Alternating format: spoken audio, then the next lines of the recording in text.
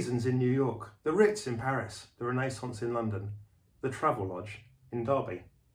No prizes for guessing where we are today. It's episode 222 of the CRICKETher Weekly, and it's the morning after. I think there'll be some hangovers among some Blaze players because it's the morning after the Charlotte Edwards Cup final. The Blaze blazed their way through to victory yesterday. We've had a wonderful time here in Derby. We've had a wonderful time out there yesterday, catching up with friends and writing our reports. Let's reflect on it all, Raf. Let's start off talking about those two semi-finals. We started off with Sparks against Blaze. Talk to us about that game.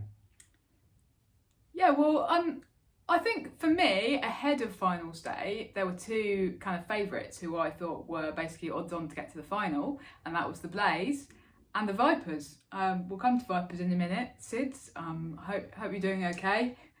Hope you're not too much in mourning.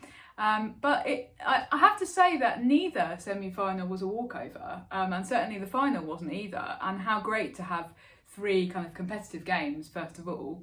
The Sparks, I think that they fought the Blaze all the way. I think, once again, Blaze proved that they were a really strong bowling team. Your numbers showed that they'd been the strongest bowling team throughout the tournament, and what they did well was really restrict the Sparks to a total that was definitely below par. I think it was 140 in the end.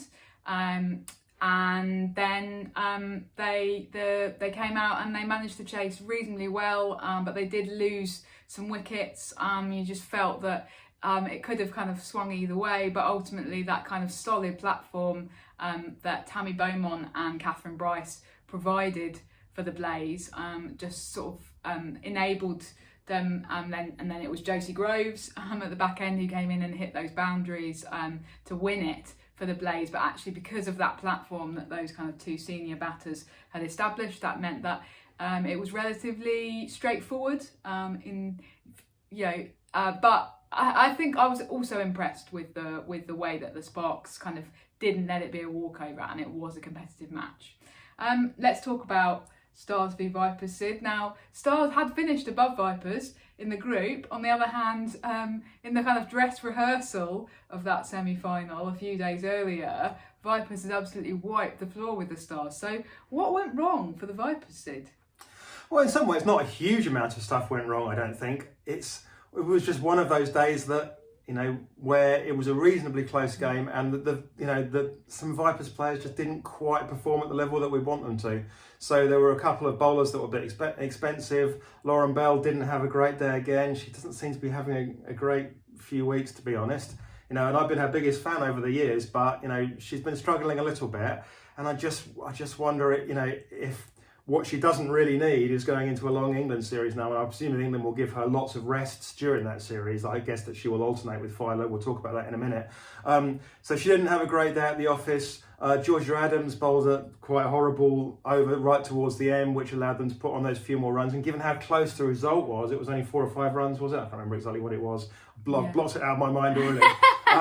But that could have made the difference. Yeah. And then batting wise, none of the big batters quite stood up. Charlie Knott got a start but couldn't push on. Danny White didn't push on. It wasn't Maya Bouchier's day, and they left it all to Charlie Dean at the end. Now Charlie Dean, is developing into this kind of good, solid late middle order batter, but you can't rely on her to do it every time. And she's already done it once in this tournament. And she just didn't quite have it in her to go out there and do it again. But it was a close game, it was a good game. And at the end of the day, look, Stars were the better team over the distance of the whole tournament. So Stars, I guess, deserved that. And so they went through to the final. Yeah. The final. Yeah. So Blaze v Stars in the final, and I think it's interesting because Kirsty Gordon, reflecting afterwards, said that in a way the sort of weight of expectation was all on the Blaze, having been in the final, well, both domestic finals last season, and then having won every game bar one of the group stages and finishing top of the table. It was all on them. Everyone was expecting them to win, and that can be quite tricky for a team, and I suppose for a captain and a coach to kind of manage then the emotions of the players going into the day. But really, it was the cool heads, and that's another quote from Kirsty, the cool heads of Catherine and Sarah Bryce in that run chase. I mean, they've been back together, I was going to say all their lives. I mean, yeah, basically all their lives. In this case, it's literally true. And they know how to back together, and they know how to manage a chase.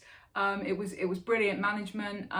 They hit boundaries early, and then that meant that they could just kind of do tap and run for the last 5 overs. There wasn't any pressure on. It was just again another Kirsty Gordon quote, a sort of masterclass in how to manage a chase. And again, of course, Blaze having set that up by being strong, the strongest team with the ball. And it was very similar in some ways to the semi-final, because Blaze won the toss on both occasions and chose to bowl first, because they know that that's their strength, and if they then can keep a team to an under par total, then that allows the batters to then kind of handle the chase, and that's what they did. It wasn't a total walkover, but you did feel that when Catherine and Sarah were batting after a couple of overs, that was it, right, Sid? Yeah, they've been so fantastic this season, haven't they? I mean, we saw them play at Lords, and where they batted together against Sunrisers and took the game away from Sunrisers, it just felt like one of the best. It's really rare, sometimes you just see a partnership just click, not just one batter, but two batters out there together. I remember right at the beginning of Heather Knight's England career in Scarborough, seeing her bat with Charlotte Edwards, and that they just clicked at the top of the order that day. And all that she's achieved subsequently, I've never seen Heather Knight bat quite like she did when she clicked with Lottie that day. And it felt like the Bryces had already done that this season, and they went out there, and did it all over again. And they both scored 50s again. It was just a fantastic performance. Yeah, absolutely. I have to say that we have talked about the kind of opportunities within the new English domestic system for Scottish players previously on the podcast. I think what the Blazes' performance this season and yesterday show is that relationship between English and Scottish cricket, women's cricket I say, is in a really healthy position at the moment, because everyone's winning. And by that I mean that Scotland are obviously winning because they've got players who are coming down to England, who are having professional opportunities, who are developing massively, and who are growing into the kind of cricketers that Sarah and Catherine Bryce have grown into. But also, there's still that flexibility for Scotland to say, okay, we now want the Bryces to come and get us to a World Cup and win us that semi-final in a World Cup qualifier against Ireland in a must-win match. And how great was Catherine Bryce there? And of course it was she and Sarah Bryce who were at the crease batting together when that win was sealed, that kind of historic win. And at the moment we've got that flexibility. Of course English cricket also benefits because we've got some of the best Scottish players who are kind of plying their wares here and making our domestic setup that much stronger. And just think about where we would be if we didn't have the two Bryces, if we didn't have Kirsty Gordon within our domestic setup. It would be so much weaker for it. And so I think I'd really like to see that relationship maintained going forwards as the regions sort of morph into counties at the end of the season. I do worry that we are going to end up in a situation where in a couple of years' time Notts are going to say, "Oh, I'm sorry, Sarah and Catherine, you've got to choose, and you're contracted to Notts, and so you can't disappear off to play for Scotland in a World Cup qualifier." And what I hope is that everyone can see that the situation that we're in now is beneficial and benefits everybody. Yeah, I mean, we talked to Kirsty Gordon after that Lords game, and we mentioned the fact that obviously Blaze had a terrible start to the RHF season, and of course Kirsty quickly pointed out that one of the reasons for it was that the Bryces were away with Scotland for a chunk of those RHF games, so they were missing two of their best players. And at that point you can start to see how Notts end up saying, "Look, I'm sorry guys, but you're contracted here, you're going to play here and not go and play for Scotland." But I agree, we need to not necessarily, as you often say, Raf, we need to not necessarily just go in that way because that's the way the men's game has gone. Yeah, exactly. I do feel that in the men's game it becomes more of a kind of zero-sum game and everyone's competing and not seeing that these things are so often mutually beneficial. And it was just really lovely yesterday to sort of see everyone kind of almost feeling like we're celebrating the Blaze and we're celebrating the strength of the English regional structure, whilst also being able to celebrate Scotland and what Scotland's giving to that structure. Absolutely. One thing that was perhaps a little bit disappointing yesterday, Sid, was the crowd. Now, we don't have an official crowd figure. There wasn't one released. Usually that means that the crowd is a bit disappointing, actually. I'm really terrible at estimating these things, but I would say it can't have been more than about 1,000, is my feeling. The other very noticeable thing, interestingly, was that after Vipers lost their semi-final, quite a few people in the crowd who'd obviously been there to support Vipers, who have a very strong fan base, then left. So by the end, it was looking a bit sparser. And that is a bit disappointing. And it was interesting to see that Women's Cricket Blog on Twitter actually said, I think the poor crowd and the lack of TV coverage of today's Lottie Cup final show what a mistake it was to ditch the Kia Super League set up 5 years ago, which had achieved decent crowds and had Sky TV coverage. So yesterday's matches were not on Sky. They were live streamed on YouTube, and they were broadcast on the BBC radio, but they weren't on Sky TV. It's obviously a trade-off because they're more accessible to people if they're on the YouTube live stream, but on the other hand probably achieve less kind of viewing figures as a result of not having that big major coverage. And the crowds thing is really interesting because I actually last night looked up a few of the crowds at Kia Super League finals days. The first Kia Super League finals day at Chelmsford, which was the worst attended of the 4 that we had, actually had about 1,300 spectators, which was more, I think, than we had yesterday. Okay. Yeah, it's a difficult one, isn't it? I mean, partly I think it's because those crowds have gravitated towards the 100. And to a certain extent, the 100 is, cricket's Wimbledon. It's becoming the one event. It's the one event that cricket is allowed to have where the wider public pay attention to it. But, it would be nice to think that we could, expand these regional crowds. And to a certain extent, we've got to. Because, that's how we're going to be able to grow the game and be able to pay the salaries and turn it, into a viable standalone business going forwards. I did really enjoy the crowd yesterday. It was a very knowledgeable crowd. I was able to walk around and say hello to lots of people. Lots of people said hello to us, which was really nice. Yeah. It was a very friendly day. It was a great atmosphere.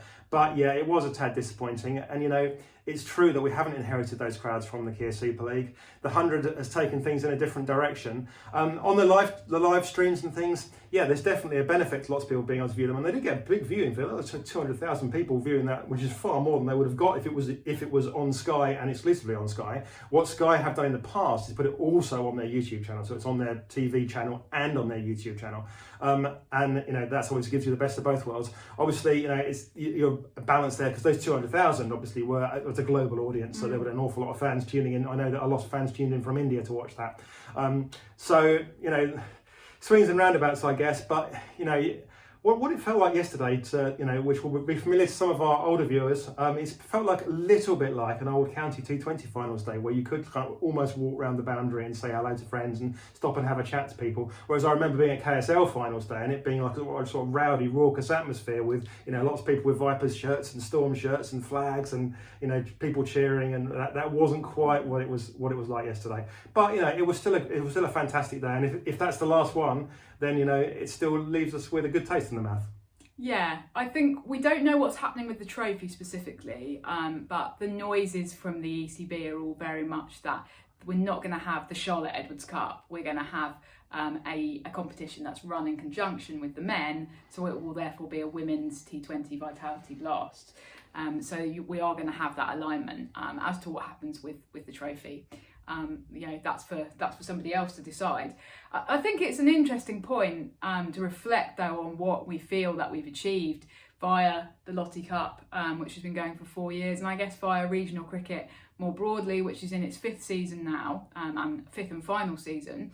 We'll return to this in September when the final Rachel Hayhoe Flint Trophy concludes, and that really will be a kind of quite a sad moment in a way, the end of regional cricket. But just thinking about kind of 4 years of the Lottie Cup and where we've come from, where we've got to, where we are now, I do feel that while the cricket has undoubtedly got better, and while what we saw yesterday was just miles ahead of what we would have seen at Hove for the last ever KSL finals day in 2019, we've actually gone backwards in terms of that kind of fan base and that support and that sort of feeling that you were really developing something really developing brands.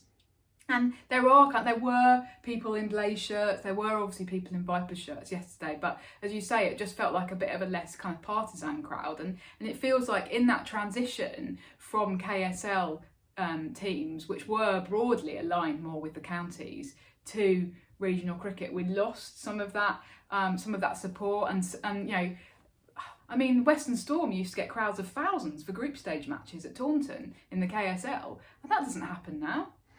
Yeah, absolutely. Well, perhaps next year will allow us to go back. I mean, next year, you know, you can imagine a similar situation next year where if Surrey's team get to the final of the women's blast or whatever it ends up being called, Surrey will email their subscriber base of 250,000 people and go, you know, come and support the girls at, you know, wherever it happens to be held next year. And, you know, you will get, you know, a big sea of light blue to support them. So I think that could come back next year. But that hasn't been possible for the last 4 or 5 years because the counties wouldn't have been able to use their mailing lists in that way. Yeah, I mean, there's obviously like GDPR issues and things about being able to like use your mailing lists across different organisations. You can't just give, you know, Surrey can't just give their mailing list to the Stars and go, hey, get Stars, you can email all these other people, because they, you know, the law prevents you from doing that, essentially, to stop, you know, unscrupulous people spamming, essentially. You know, so there'll be more opportunities for that next year. I think that there is, you know, there's definitely been a marketing gap. But as you say, that what's so great is that the cricket has been so good, and I think 2 performances yesterday have really encapsulated that for me. The first was well, let's just cycle back a bit. Let's cycle back a couple of years.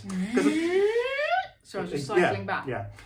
Because 2 years ago, you know, I can't remember if I actually said this out loud, but I was certainly saying this in my head. I was saying, okay, 2 years ago, I was like, we've had a couple of years of regionals, and it's been great, and we're investing lots of money, but we don't seem to actually be making much progress. The players aren't getting any better. What's going on?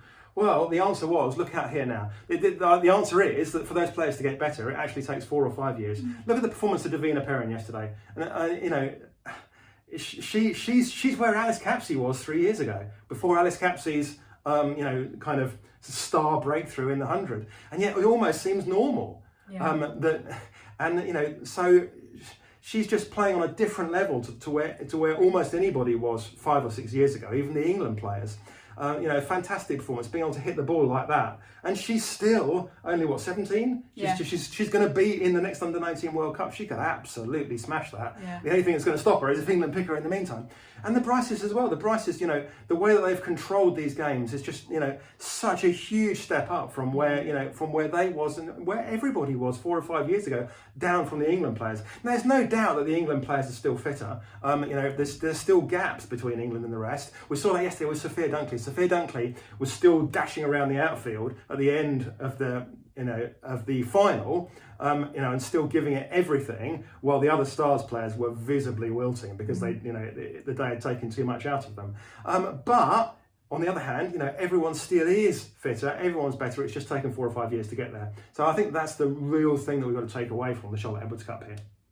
I think that's a really interesting point, and in a way that was kind of the whole basis for regional cricket, right, was actually England's dismal performance in the 2019 Women's Ashes convinced Claire Connor and other people at the ECB that they needed to do something. And we are now here.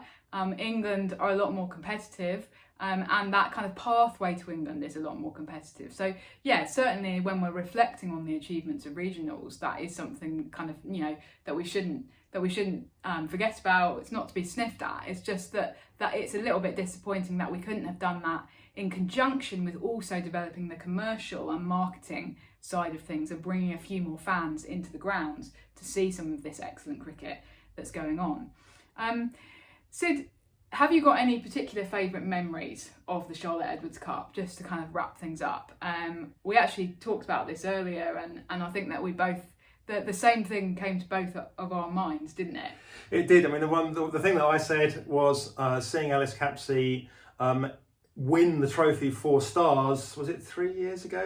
It was the first year of the trophy, the first finals day at Southampton in 2021. You can't say that anymore. The sponsors will kick you out. It's the Utilita Bowl, Sid. Okay, at the Utilita Bowl, or the whatever it is bowl. Yeah, that was a fantastic day, because it felt like that was almost the start of her breakthrough, right? Yeah. You know, we'd been already raving about her and saying, you know, this girl's really good. but she came out there and she played a commanding performance. And then afterwards, you spoke to their then coach Richard Bedbrook, didn't you? Well, yeah, the director of cricket, yeah, and it felt like the first time I'd had a conversation with somebody who was kind of a big cheese in the game, who acknowledged how good she really was. It felt a little bit like I'd just been sending out random tweets about how brilliant I thought she was, and then I had this conversation with Richard Bedbrook, and he just said, yeah, she's a star in the making, and we've got to manage that, basically. And and then she goes out and does what she did at Lords in the 100, and everything else the that's rest happened. is history. Yeah, exactly. Everything else that's happened to Alice Capsey subsequently. But yeah, that first finals day felt like a kind of big sort of beacon on the path to her becoming a star that everybody knew about, I suppose. Anyway, so yeah, that's probably our favourite memory. And I guess yesterday, I mean, it was a really good way to sign off the Charlotte Edwards Cup. Absolutely. And I was actually really pleased for the Blaze. I know you've had your allegiances to Vipers, and I probably have as well, kind of over the years, but Blaze really deserved that. And actually for a team to kind of come back from that disappointment, and I just so remember Kirsty Gordon a year ago just crying after they lost that final so badly to the Vipers at Worcester. And people just trying to make it better for her by saying there will be another opportunity to get this right, and you've just never been in a final before, you don't know, you don't have that experience. And now they did have that experience, they brought it all in and they won, and it just felt like a little bit of redemption and quite nice. Yeah, absolutely. Just finally this week, before we sign off, we did want to mention that England have announced their squad for the T20s against New Zealand. Sid, you're yawning again, aren't you? Well, kind of. I mean, John Lewis essentially already said, even back prior to the New Zealand tour, he said pretty much, I know what my team's going to be, ideally for the T20 World Cup. It's all a question now of preparing those players. He's been on a journey of making sure those players are best prepared as possible. So I'm expecting that in most of these T20s we'll see three spinners again and just one fast bowler. I'm guessing, from what we said earlier, that they'll probably alternate Lauren Filer and Lauren Bell, because Lauren Bell's obviously not quite there at the moment. And yeah, I mean, it's boring, but on the other hand, if they fly back with the World Cup in their hands in 3 months' time, then no one's going to be complaining that their T20 squad against New Zealand was boring. Yeah, exactly that. And these are England's last scheduled T20s before the World Cup. There are obviously going to be those matches in Ireland, but John Lewis has effectively already said that none of the World Cup squad are going to play in those. So this is the kind of last opportunity, in a way, for England to get their first choice 11 right ahead of going to Bangladesh in October. Anyway, thanks for joining us at beautiful Barbados. It is actually sunny here for the second day in a row, which is just staggering. And we will see you in a week's time. Bye-bye. Bye.